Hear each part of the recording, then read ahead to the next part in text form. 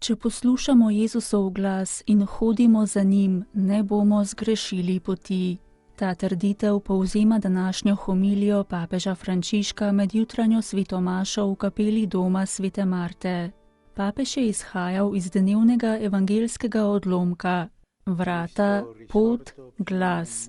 To so tri resničnosti, ki so odločilne za življenje kristjana.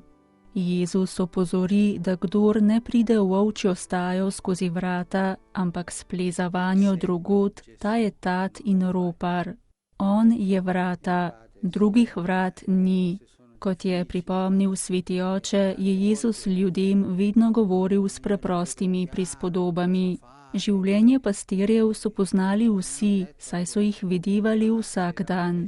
Tako so lahko razumeli prispodobo, da se v ovčjo stajo vstopi le skozi vrata in da so lopovi tisti, ki hočejo vstopiti skozi okno ali drugod.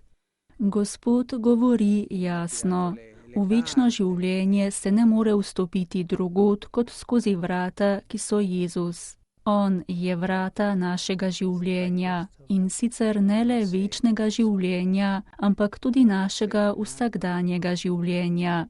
Papež je izpostavil vprašanje, če sprejemamo odločitve v Jezusovem imenu, to je skozi Jezusova vrata, ali pa, rečeno v preprostem jeziku, nekoliko na skrivaj. Soltanto si entra nel recinto per la porta che è Gesù.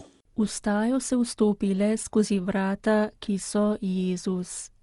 Kot je nadaljeval sveti oče, Jezus torej govori o poti. Pastir pozna svoje ovce in jih vodi ven. Hodi pred njimi in ovce gredo za njim. Pot pomeni hoditi za Jezusom na poti življenja, in sicer vsakdanjega življenja.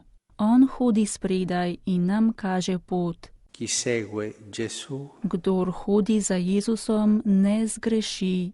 In to, četudi je včasih težko in se ne vidi jasno, kaj je treba storiti.